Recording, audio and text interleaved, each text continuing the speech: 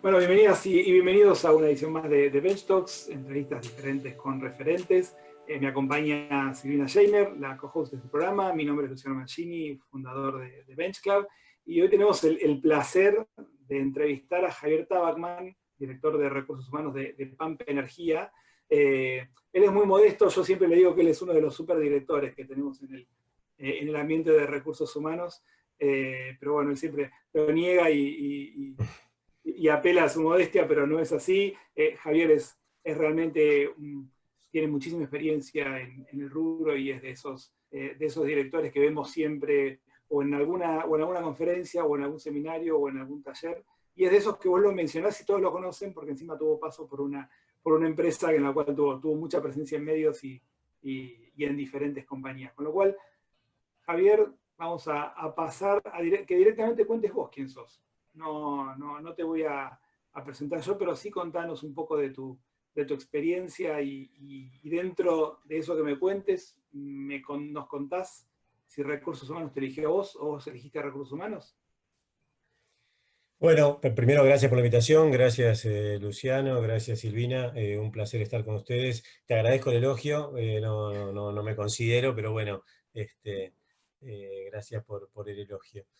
Hoy, como vos dijiste, yo hoy dirijo recursos humanos en Pampa. Pampa Energía es una compañía argentina cuya principal actividad es la generación de energía en sus diferentes variantes. Es un grupo nacional muy grande que tiene solo 15 años de vida, es decir, es un startup que empezó no en un garage, pero similar, entre 4 socios que se desprendieron de IRSA. Marcelo, que es nuestro presidente, era el socio de Eduardo Elsten en IRSA y decidió hacer su propio camino y empezó a invertir en energía allá por el año 2004.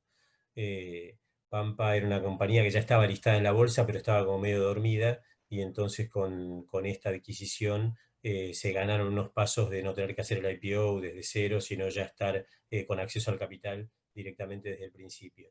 Y rápidamente se empezó a capturar capital, más que nada extranjero, para hacer inversiones en Argentina. Había muchas empresas queriendo irse en la crisis anterior, de las tantas que hemos tenido, y entonces ahí rápidamente los primeros años se creció mucho comprando Edenor, Transener y plantas de generación eléctrica, que después se pusieron todas bajo el paraguas de Pampa.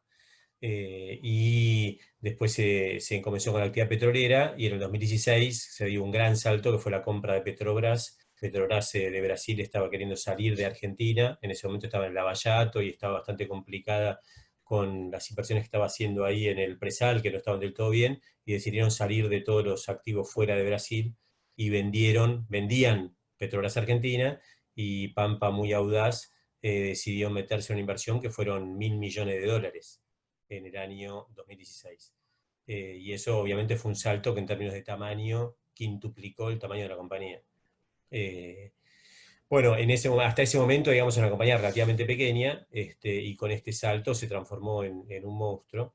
Yo empecé en ese momento, es decir, fue con la adquisición de Petrobras la decisión de profesionalizar finalmente el área y tomar un profesional que gestionara recursos humanos.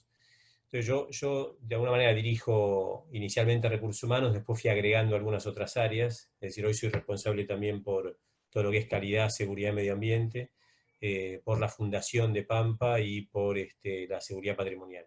Son otras áreas que también fui de alguna manera incorporando en mi responsabilidad, y cumplo de alguna manera, como soy el que estoy más cerca de los socios o de los dueños, alguna función corporativa en los temas estratégicos cuando hay temas relevantes en las otras compañías del grupo que Pampa controla o co-controla. Le Transener, TGS y Edenor. Cuando mirás todo el grupo son 10.000 personas directas. En la industria del petróleo es muy relevante el mundo de los contratistas, ¿no? Y a veces hay hasta 10 contratistas por empleado, con lo cual cuando mirás todo el grupo hay unas 30.000 familias que dependen de este grupo económico. Así que es mucha responsabilidad. En estos 4 años el principal desafío ha sido, primero fue la integración cultural, es decir, Pampa era una compañía de dueños, ágil, dinámica, muy acostumbrada a crecer rápido, con velozmente, con grandes inversiones y muchas de capital extranjero. Y Petrobras era una compañía que había sido Pérez Compán, es decir, había sido la nave insignia del Grupo Pérez Compán en los 90, y de hecho era la mejor compañía de Argentina. Eso después los Pérez se lo vendieron a Petrobras cuando reenfocaron su negocio al mundo de los alimentos, ahí se fueron para la de Molinos. Bueno, ahora volvieron de Pérez Compán, que está de vuelta en el negocio petrolero, pero hubo 10 años que salieron de la industria de la energía, y ahí entró Petrobras. Y Petrobras era una compañía estatal, burocrática, lenta, es decir, todo lo opuesto a lo que éramos nosotros. Entonces, unir esas dos compañías fue un desafío fenomenal, que si quieren después les cuento un poquito más cómo lo hicimos, pero les diría que eso ha sido lo más divertido que me tocó hacer probablemente en toda mi carrera. Antes, bueno, yo había sido 10 años socio de Mercer, ¿no? Mercer es tal vez la firma de recursos humanos más grande del mundo. Es una firma americana, y yo estuve ahí entre el 2006 y el 2016. También fui cambiando de rol, primero estaba a cargo de Argentina y de Chile, después fui agregando otros países, y los últimos 3 años estaba a cargo de toda Latinoamérica. Así que viajaba bastante, y era responsable por el negocio más relevante, digamos, que tiene Mercer en Latinoamérica. En Estados Unidos hay otros negocios también muy grandes, pero que es el más conocido, si querés, que es toda la parte de consultoría e información en recursos humanos. El caballito de batalla son las encuestas de salarios, es decir, eso es lo que por ahí da más presencia en medios, que es la firma que es más relevante, digamos, en la generación de información para tomar decisiones en temas de compensaciones y de beneficios. Así que bueno, esos fueron 10 años de trabajar más que nada con clientes, ¿no? Es decir, ahí mi rol era asesorar a los clientes nuestros en su gestión de recursos humanos. Y antes de eso tuve 2 experiencias también valiosas. Una fue en Citibank, que diría que fue mi primera escuela de recursos humanos, que ahí tuve varios roles gerenciales, estuve a cargo de selección, y después era como, llamémoslo, el gerente de recursos humanos de la banca mayorista. Y estuve un par de años en una compañía inglesa que se llama Reckitt Kisser, que es de consumo masivo, que compite con Procter y con Unilever en productos básicamente de limpieza. Es también agro-holandesa, similar a Unilever. Y ahí yo tenía responsabilidad regional también para Latinoamérica.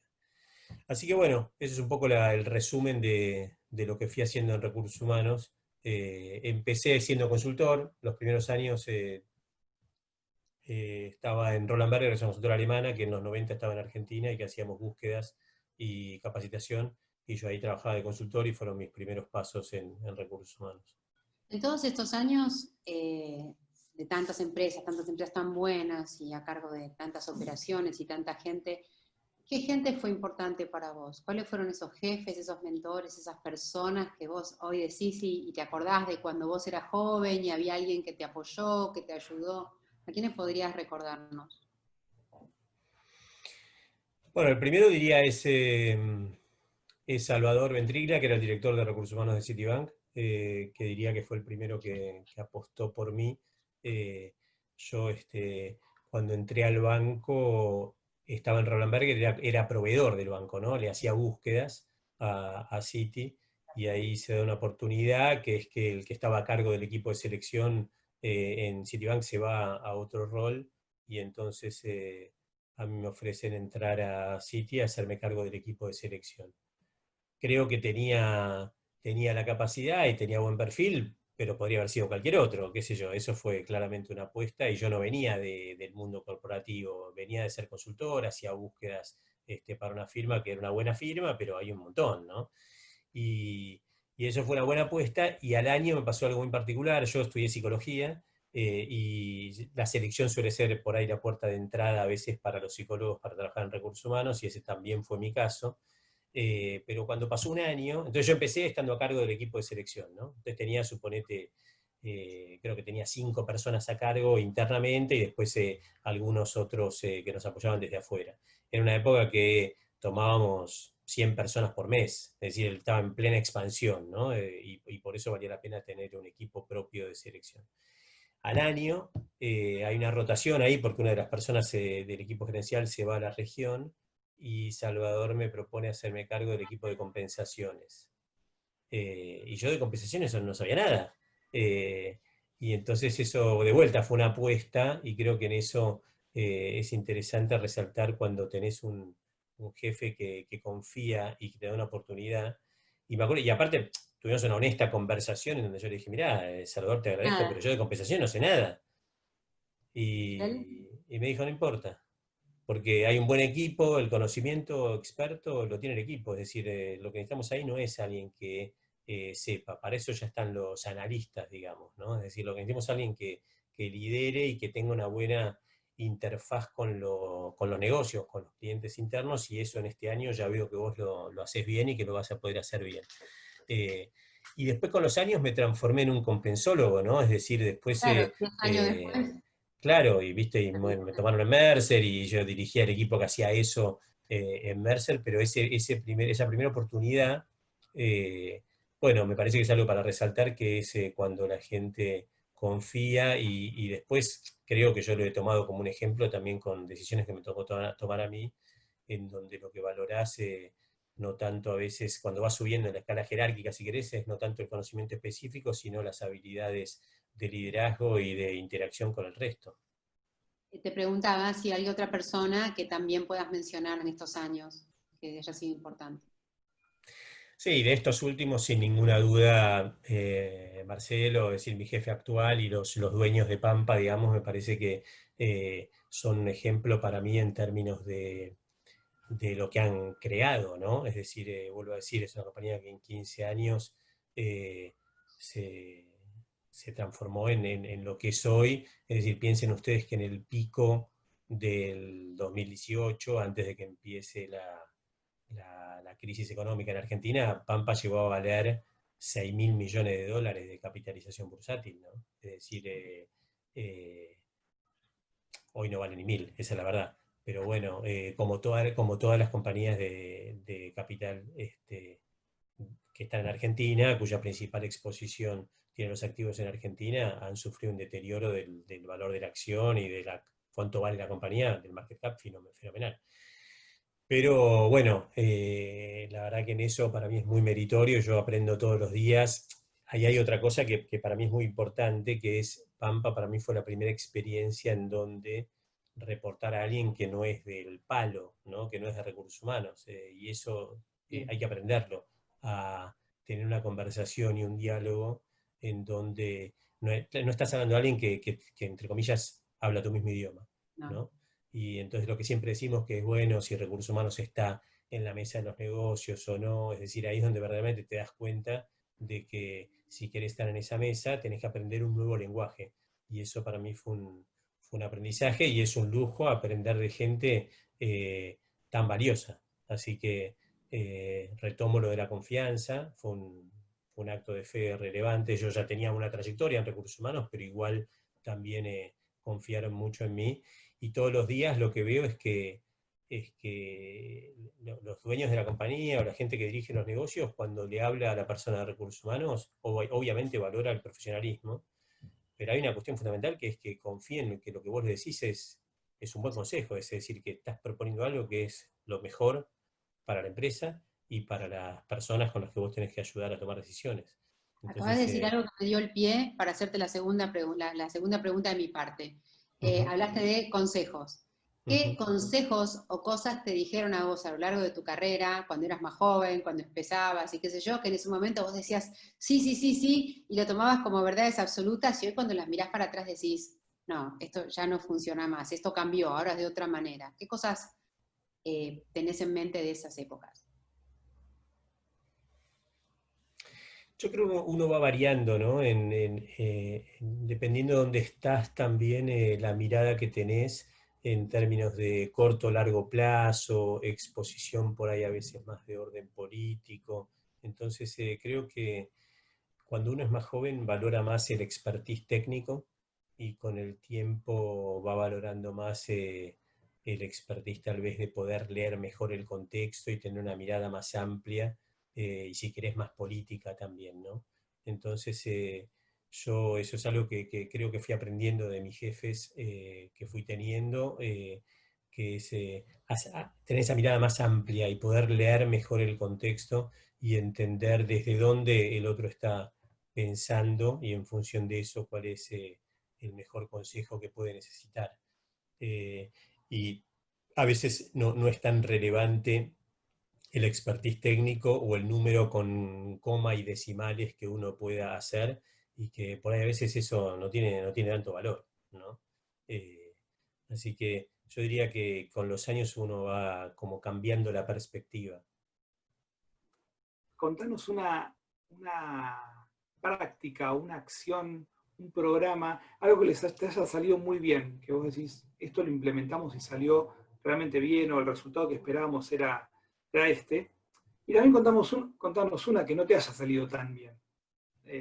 O no digo que haya sido un fracaso, pero sí que no hayan tenido el objetivo que buscaban, y qué aprendizaje pudieron rescatar de esa que no salió tan bien. Del último tiempo, como decía, me parece que la integración de Pampa y Petrobras fue un desafío. Eh, Nosotros tomamos una decisión que tal vez no sé si fue la más políticamente correcta, pero que fue audaz, que fue poner todo el management, el senior management, poner el management de Pampa, y que eso fuera desde el día cero. Es decir, el día del takeover, del desembarco, que eso fue, si no me acuerdo mal, el 25 de julio del 2016, es decir, el día 1 estaba decidido el organigrama y cómo íbamos a conducir la empresa, y todos los puestos claves, que eran la plana mayor, que eran 10, 15 personas que tenían que tomar el control de todas las áreas de la empresa, eran todas de Pampa. Eh, y eso sirvió para alinear, para pasar un mensaje claro, eh, y a partir de ahí evaluar y elegir a la mejor gente de las ambas organizaciones, y armar un equipo integrado, tomando lo mejor de cada uno. Petrobras tenía un conocimiento muy bueno del negocio del petróleo, que Pampa no tenía. Pampa tenía una actividad que se llamaba Petrolera Pampa, pero que no era operadora, era como inversora solamente, pero que no operaba ningún yacimiento. Entonces era para nosotros la primera experiencia de operar, y eso es una actividad que es muy técnica. Hay que saber mucho, ¿no es cierto? Y eso lleva mucho tiempo también, desarrollar ese conocimiento. Entonces es algo que no podíamos perder. Eh, pero en términos de la conducción, estaba claro que nosotros queríamos ser los conductores. Y yo creo que con el tiempo eso ha demostrado que fue una buena decisión. Que fuera rápida, y pasar un mensaje claro de quién conduce, vamos a decir. Entonces nos tomamos el tiempo, llevó meses la preparación. De hecho yo empecé antes Claro. de la toma de control, ¿no? Y todo el equipo, digamos, se nos llevó meses prepararnos, porque al mismo tiempo que estaba la negociación con Petrobras para terminar de cerrar el deal, estábamos preparando cómo iba a ser el takeover, ¿no? Ese trabajo lo hicimos en simultáneo. Y entonces cuando llegó el día 1, diría que ya estábamos preparados y conocíamos, cada uno se había tomado el trabajo de conocer cómo era su área y qué era de lo que se iba a tener que ser responsable. Así que eso me parece que ha sido una buena práctica. Después pusimos mucha atención y mucha dedicación al tema liderazgo. Es decir, diría que en lo que más hemos invertido en recursos humanos, digamos, ¿no? en estos 4 años, ha sido en el desarrollo de líderes, vía capacitación, desarrollo, formación, coaching, workshops, entrenamiento, de todo orden y de todo formato, porque estamos convencidos de que la transformación cultural se da fundamentalmente a través de una palanca, que son los líderes. Eh, y si formateás de alguna manera a los líderes con las ideas que uno tiene de cómo querés que sea ese estilo de liderazgo, eso es lo que mejor transmite la transformación cultural y la integración. De las anteriores, de los años en Latinoamérica, en Mercer, me parece que un gran desafío fue, siguiendo hablando de cultura, que es para un argentino trabajar en Latinoamérica, ¿no? Eso es todo un desafío. Que lo respondo por las dos cosas que me preguntaste al mismo tiempo, Luciano, de que una buena y una no tan buena. Es decir, dirigir una región en Latinoamérica siendo argentino, depende cómo lo mires, es fácil o es difícil, ¿no? Porque está todo el tema de que parece que es todo igual y es todo distinto. Y es distinto con Uruguay o con Chile, que son los más cercanos, y ni que hablar con Brasil o con México. Entonces, la primera vez que yo llegué a Brasil, que era obviamente un mercado 4 veces más grande que el de Argentina, y llegué como jefe, era todo un desafío me puse a estudiar portugués, estuve todas las semanas, tomaba clases, y iba con frecuencia con una cosa así muy modesta de querer ir a aprender, pero al mismo tiempo era responsable, ¿no? Entonces, eh, eso es todo un desafío, que te acepten y al mismo tiempo poder conocer los negocios, las culturas, la manera de acercarse a los clientes y poder ser efectivo y aportar algún grado de valor, que eso es lo que uno quiere en definitiva. Fueron muy buenos años de Mercer, me parece que a mí me fue muy bien y a la compañía también le fue muy bien, pero fue muy desafiante. Sí, y el otro tema también es esta, como decía, la falsa idea de que uno piensa que como hablan parecido a nosotros, o hablan igual a nosotros, son iguales a nosotros, y son como nosotros. Y eso es un error, ¿no es cierto? Como decía, el uruguayo, el chileno, el paraguayo, son idiosincrasias distintas. Te saco un poquito de temas duros y te quiero preguntar, ¿usás redes sociales? ¿Seguís a alguien en las redes sociales? ¿Alguien que te interesa, ya sea por trabajo o por esparcimiento? Sigo temas políticos y económicos porque me gustan y soy un apasionado de eso y porque creo que todos en la familia, digamos, estamos muy involucrados con Argentina y con seguir el día a día y la actualidad. Así que eso diría, sigo todo tipo de opiniones políticas y económicas. Y bueno, yo corro maratón hace 20 años, así que Ah, después contanos. sigo corredores, deportistas, ese tipo de cosas, porque me gusta eh, el deporte. En la época hice algo de triatlón también. Ahora estoy más Ah, dedicado al running, pero hace muchos años que corro. Entonces miro esas noticias también y sigo gente que me gusta por ese lado más de hobby. ¿en la pandemia has estado entrenando dentro de Claro. todo? Claro, full. Qué genial. Diferente. Distinto. eh, sí, sí, sí, los primeros meses que no se podía salir, me Ajá, compré un rodillo para la bicicleta, entonces entrenaba en mi casa, y, pero ya ahora hace varios meses que desde que dejan, salgo y claro, está. corro en la calle. Qué Eh, lindo. es un buen aprendizaje también, la maratón a veces sirve Por la como resistencia, decís, metáfora, precisamente, ¿no?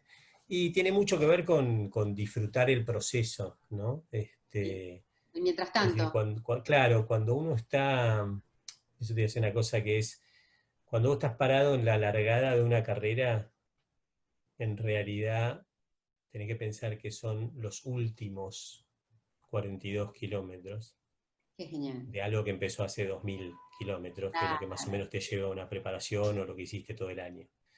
Entonces, y el aprendizaje yo creo que está en disfrutar los 2000, no los 42, en donde probablemente haya una parte que vayas a sufrir, porque siempre se sufre, ¿no? Pero si podés dimensionar el valor del proceso, te das cuenta que después el final, sí, tiene un grado de emoción y que yo, pero es tan efímero, porque dura 10 segundos, ¿no? Y después ya estás Cruza pensando en la la meta y próxima, después ya estás pensando en la próxima. la que viene. Entonces eso no dura nada. Y Yo también creo hay un que, tema como de la preparación mental, ¿no? La persona cuando va corriendo, cómo hacer para no pensar o para pensar en determinadas cosas o en alinear el pensamiento. Eso también debe servir para el trabajo, bueno, ¿no? yo es el único espacio, yo no escucho música, Nada, silencio. no llevo nada. Obviamente que no llevo el teléfono. Obvio. eh, en general los fines de semana corro con amigos, pero en la semana que es más difícil, cada uno corre solo, pero es el único espacio en donde te diría que solo pienso en eso. Es decir, no Es es que casi como meditar, ¿eh? estoy Es casi como trabajando o escuchando música o prestando atención a otra cosa, es decir, en eso nada, estoy enfocado ahí, en ese presente, vamos a decir, ¿no? muy Eh, mindfulness. sí, tal cual. No. Muchos corredores dicen que los primeros kilómetros los haces con las piernas, después viene el corazón y después la cabeza, o al revés, después la cabeza y Sí, después sí, sí. corres con el corazón para llegar a lo último. Y Eso un poco los últimos se sufre ahí si no tenés bastante fortaleza mental, como vos decís, porque no es que el corazón no está preparado. Si estás entrenado, Podés. obviamente que las piernas están cansadas y el corazón pero está preparado en definitiva, con lo cual la diferencia está en la mente, tal cual. bueno. Ahora sí, de nuevo, hablando de mentes. Si vos tuvieras que tener, yo digo una frase para poner en una remera, o el estado de WhatsApp, esas frases a las que muchas veces apelamos cuando queremos explicarnos algo o cuando queremos contar cosas al mundo. Yo siempre uso una, y siempre lo cuento, que en 20 años solo nos vamos a arrepentir de lo que no hicimos. Uso mucho esa y últimamente estoy usando una que dice, si se arregla con plata es barato. Pero bueno, eso ya está más relacionado con las situaciones del país. Pero ¿tenés alguna que uses así, que te digas vos o que digas, esta frase se la digo a todo el mundo? Esto que te dije recién de disfrutar el proceso seguro sería una. Y eh, creo que yo un lema que he tenido para mí mismo siempre ha sido que la curiosidad o el querer seguir aprendiendo es lo que te mantiene joven, ¿no? Y eso me lo digo a mí mismo y se lo digo a cualquiera con el que me toca a veces por ahí dar un consejo o coachear, lo que fuere, que es mantener esa curiosidad y la voracidad por el aprendizaje permanente. Y lo he visto como cierta, si querés, reinvención a lo largo del tiempo, como les conté, que fui cambiando hasta de profesión, diría, porque hay una parte que no les conté. Yo, cuando estudié psicología, yo terminé y me preparé para la residencia, di el examen, entré, 4 años trabajé en el hospital de niños, es decir, en esa época pensaba que iba a ser clínico para siempre. Y, y después fui cambiando y eso me pasó más de una vez y creo que en eso era, si querés, el denominador común ha sido la curiosidad y el interés de querer seguir aprendiendo siempre. Bueno, esto que acabas de contar, ¿no? Del último desafío de Pampa, ¿no? Vos venías de ser compensólogo, como dijiste, ¿te acordás? Y de repente te metiste, ¿no es cierto?, en la energía. Y eso es una señal de que te gusta el desafío y que te gusta aprender cosas nuevas, ¿no? Para seguir, como decís vos, siendo joven, como con una mirada de niño, Sí, tal siempre cual. aprender otras cosas. Te hago una pregunta. Desde que empezamos estas charlas, nosotros estuvimos hablando con distintos responsables de recursos humanos sobre el tema del COVID.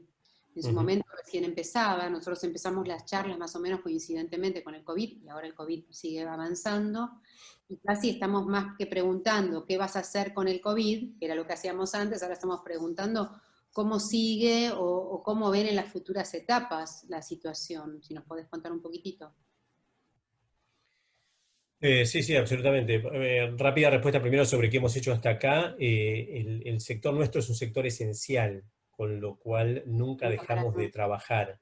Claro. Desde el día uno que nosotros tenemos más o menos la mitad de la gente, de lo que es Pampa solo, que son 2.000 personas, hay 1.000 que han seguido yendo a la planta a trabajar todos los días, porque todo ha sido considerado un servicio esencial, porque si no, ninguno de nosotros tendría luz, ¿no?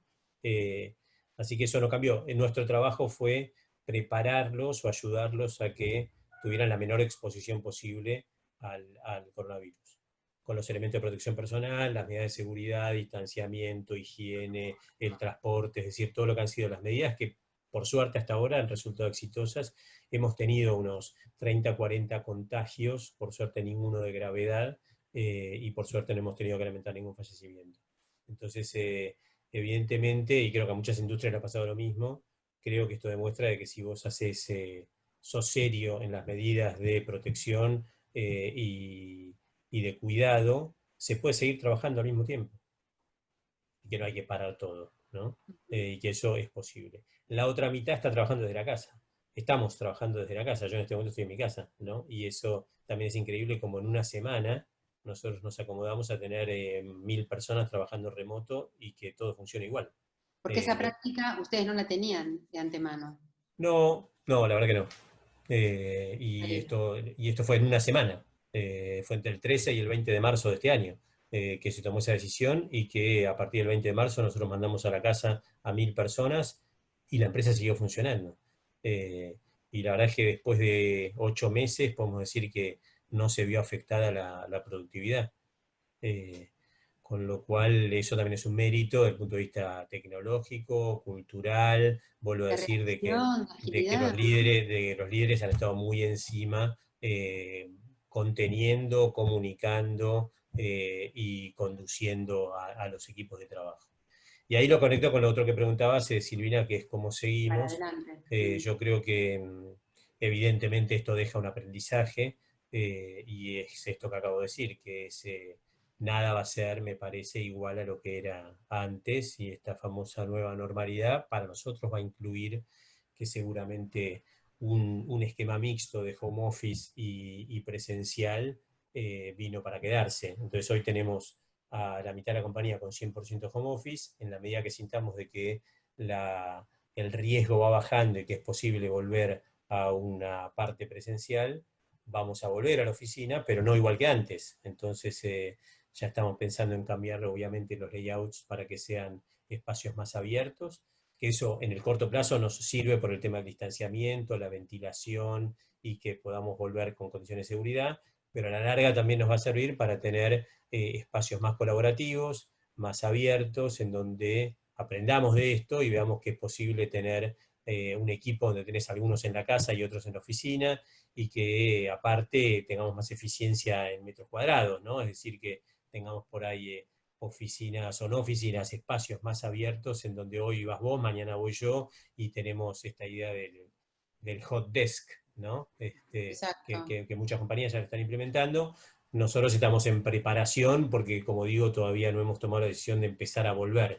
La tomaremos cuando sintamos de que el riesgo es menor, o que en todo caso hoy la pérdida sea mayor estando desde casa que volviendo a la oficina. Por ahora no tenemos ninguna percepción de que haya una pérdida de productividad tal que nos implique que tengamos que acelerar el retorno.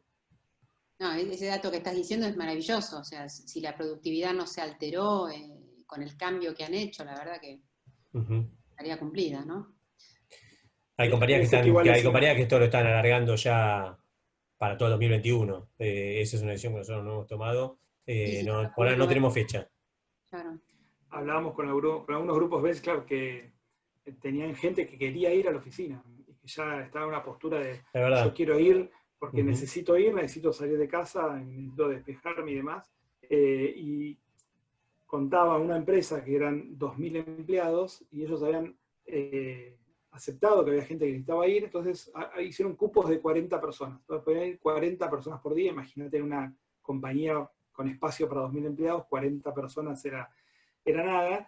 Y ellos pensaron que era, bueno, ponemos 40 para más de 10 no van a ir, y se les tapó de gente. O sea, vienen todos los días de la semana los 40 siempre y reservados de acá a un mes. Yo creo que en eso nosotros tenemos que tener el desafío de entender que esta situación a cada uno lo agarró de manera diferente. Y esto ha sido un acelerador de todo. Entonces, igual con la salud mental, ¿no? Es decir, alguien que lo agarró medio tecleando, claramente esto lo hizo empeorar, y alguien que lo agarró más sólido y más sano, en muchos casos lo hizo mejorar, y le encontró sentido y sabor a cosas que por ahí, como por ejemplo almorzar todos los días con la familia, a cosas que por ahí antes no hacía o no le daba valor, y que esto lo ayudó para fortalecer incluso. Entonces, este es un catalizador de todo, de lo bueno y de lo malo. Y desde el punto de vista organizacional, como vos decís, sin duda hay gente que necesita volver a la oficina, y es válido. Nuestro edificio en realidad está abierto.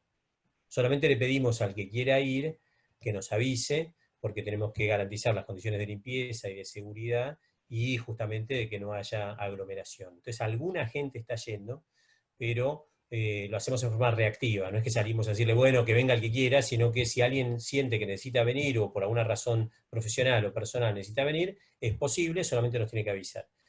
Todavía no hemos puesto fecha para comenzar con este esquema que yo decía mixto, en donde vamos a tener seguramente, todavía no lo decidimos, pero 3 días y 2 días, o 4 días y 1 día. Es decir, ese va a ser el punto de llegada.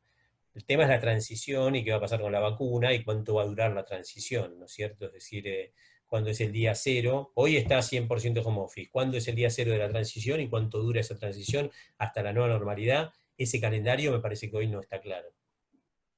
Sí, bueno, tenemos que seguir esperando por ahora. Bueno, nada, un placer tenerte, escucharte. Toda la gente que quizás no tiene oportunidad de charlar con vos, puede mirarte acá por LinkedIn o seguirte en Spotify. La verdad que para nosotros, para Luciano y para mí, es un placer enorme tener este tiempo con vos, es un lujo, como siempre dice Lucho, y te agradecemos muchísimo, muchísimo por este tiempo con nosotros. Bueno, un placer, gracias a ustedes. A mí también me divierten estas actividades, así que gracias por haberme llamado, y desde ya, cuando quieran, hacemos otra.